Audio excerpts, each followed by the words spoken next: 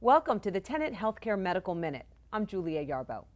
Today's topic, new concept in cardiovascular diets. And our guest joining us is Dr. Rahul Aggarwal, a board-certified interventional cardiologist specializing in cardiovascular disease and interventional procedures. Dr. Aggarwal is a member of the Tenet Florida Heart and Vascular Network, and he practices at the Heart and Vascular Institute at Palm Beach Gardens Medical Center. Dr. Aggarwal, thank you so much for joining us. It's my pleasure. So we hear a lot about healthy heart. What role does having a healthy diet play in having a healthy heart? It plays a tremendous role. For the last 50 years, we've been really promoting a low-fat diet. And what that really did was increase the amount of carbohydrates in our diet. And this has created various problems that we as a society are dealing with. We are seeing more diabetes, more hypertension, more obesity, more strokes, and ultimately more coronary artery disease. Initially, we thought that 1 gram of carbohydrates is about 4 calories, 1 gram of fat is about 9, 1 gram of protein is about 5.5. So there you go.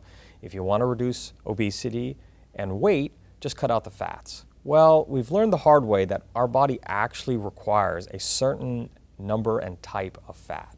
We no longer promote any type of trans fat or partially hydrogenated fats.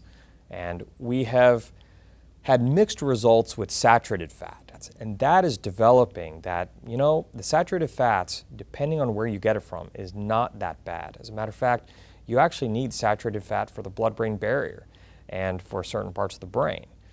And so that is still evolving, and we're seeing that it may not be as bad. The other area that has really picked up steam in the last several years is the issue of vitamins, particularly the fat-soluble vitamins. By reducing fat intake, we actually reduced our fat-soluble vitamin intake, the A, D, E, and K.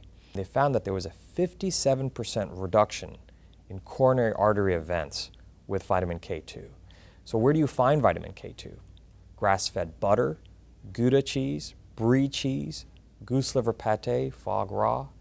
All of these are loaded in vitamin K2.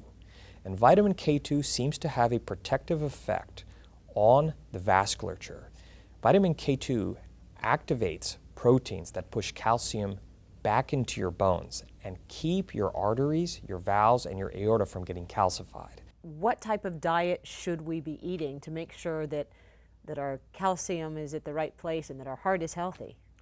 Generally, the gist of this is take a lot of vegetables, some fruit, stay away from refined carbohydrates, and actually keep a fairly good fat and protein in your diet, and you'll actually stay out of trouble.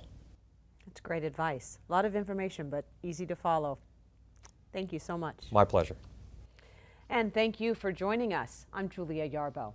For more information on Tenet service in Florida, please visit us at tenetfloridainternational.com or call toll-free at 1-855-854-4868.